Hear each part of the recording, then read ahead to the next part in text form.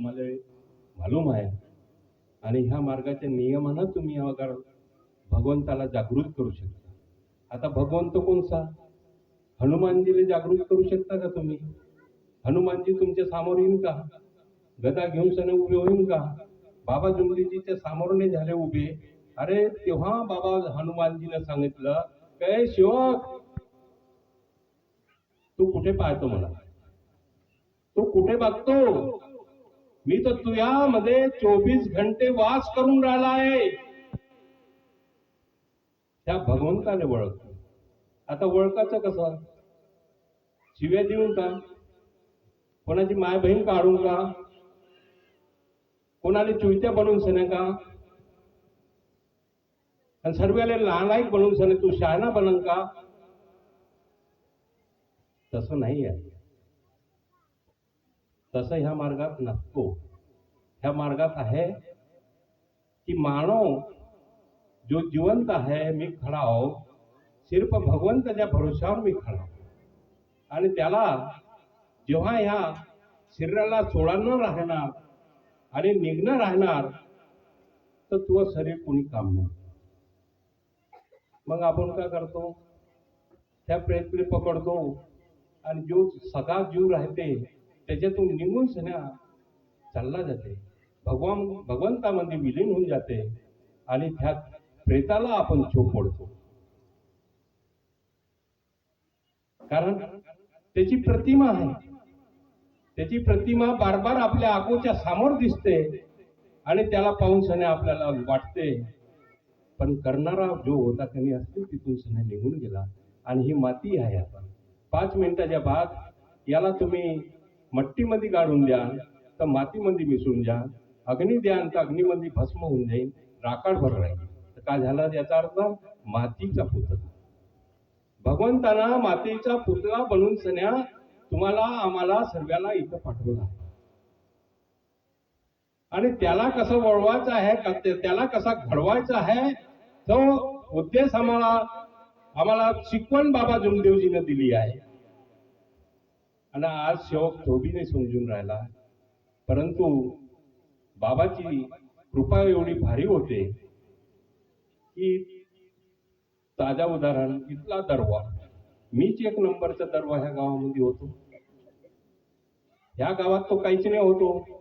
लिंग्यात गेलो तेवढा एवढा पेवढा होऊन गेलो होतो. गाडी बी मी बिना पेरल्यानं गाडी चालवच नाही.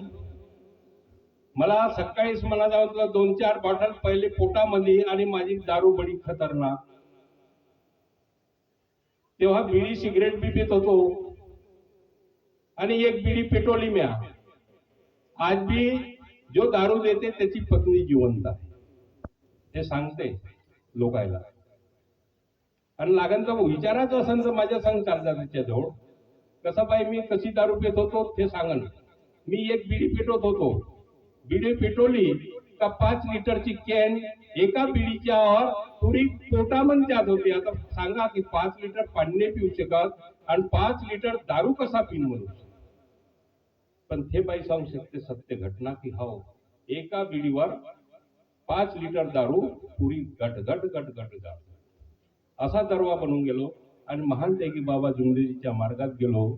आणि काय चीज आहे मला नाही वाटत होतं का माझी दारू सुद्धा. परंतु भगवंताची एक किताब वाचली मी आणि त्याच्यामध्ये जो वचन वाचलं पहिले आणि भगवंताला प्राप्त करण्यासाठी बाबांनी 5 नियम दिले आहेत हे वाचले. मला वाटलं त्याच टायमाला कळालं नाही मी का केला का आपल्या मुठ्ठीमध्ये भगवंताला पकडलं आणि घरी आणलं. आता मिळाला बघा. कारण की मी तंग होतो. कारण की मी असा तंग होतो. खंडव्याला जायचं चित्र कुठलं मी 1.25 महिना राहिलो. त्यासाठी दारू सोडासाठी ठेवलं. मैयरच्या कमसे कम 5-6 यात्रा केलेल्या. माझी पत्नी तर गेलीच नाही आजपर्यंत पण मला पाठवे जावा तुमची दारू सुटल तिथं. म्हटलं हे येडे तू पैसे भर देऊन दे मला, मी चांगल्या तरीकेनं जातो. जास्त जावं आणि तिकडे दारू बी पिऊन दर्शन बी हो आणि येऊन जाऊ. मी आले हवा 2-4 दिवस शांत राहत आणखी चालू करून घ्या. तर का दारू सुटते बाबा? पण बाबा जुमलीजीच्या चरणी तुम्ही बी गेले आणि मी बी गेलो. हे उदाहरण तुमच्या समोर आहे. तुमच्या समोर आहे तर तुम्ही कसं वागलं पाहिजे, कसं वागायला पाहिजे?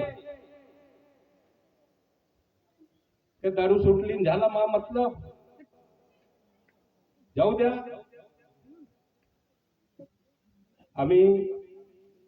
मी पंढरपूरला बी गेलो. आता हे गावचं वारकरी संप्रदाय आहे, मी सांगतो जरा असं. बहुत जाते इथून पंढरपूरला मी बी गेलो. आणि मी गेला कसा, ऐन टायमावर मी माझ्या संघा किती 5 गाड्या तयार झाल्या, लिंग्यावरून 5.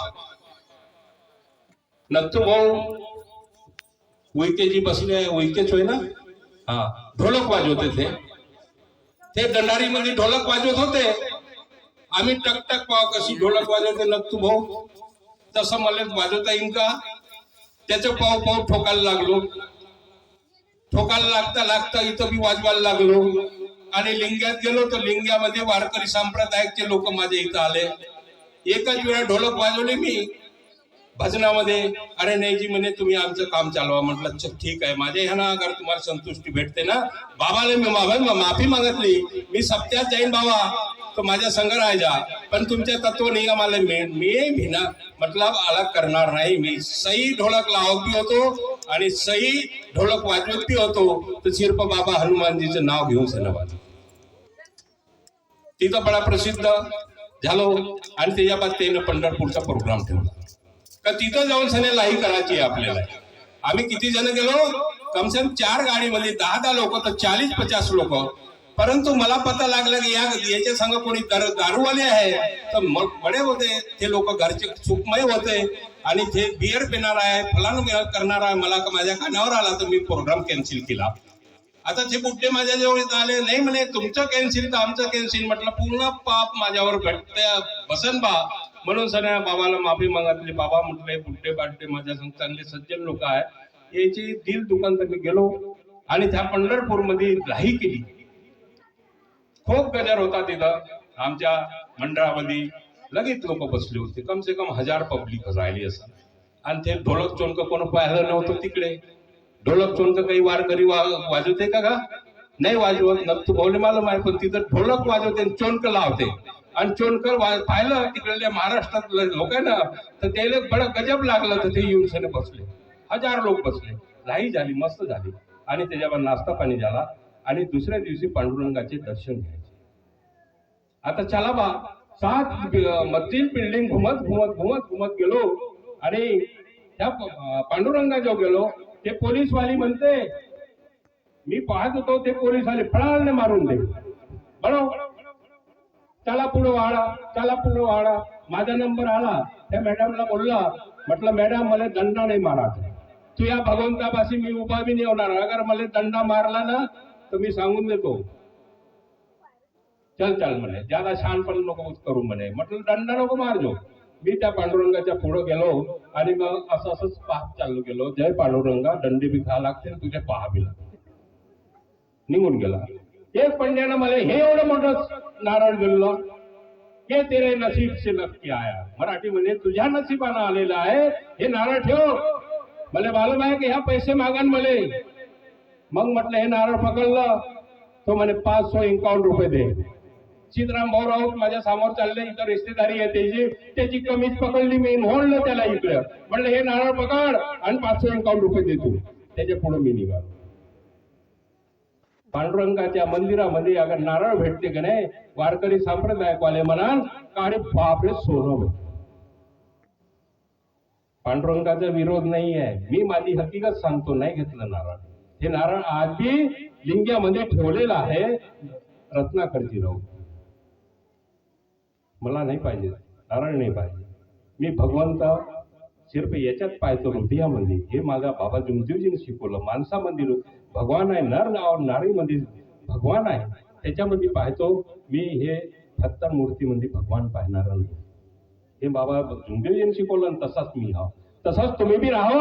आणि बाबा जुमदेवजीचे 4 तत्व, 3 शब्द, 5 नियम अगर जीवनामध्ये तुम्ही आपल्या सोबत घेऊन चालाल तर आखरी मार्ग दम तक के.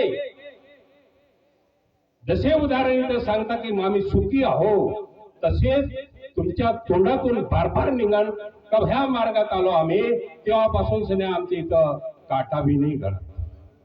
परंतु कसे तत्व नियमाला घेऊन सने चालत नाही तर मार्गात आले काही जेवढे बी बनते इथं. आता घेतलं आणि सोडलं, आता घेतलं आणि सोडलं, तसं नको करा. झालं, मराठी समाप्त. आजचं चॅनल खतम.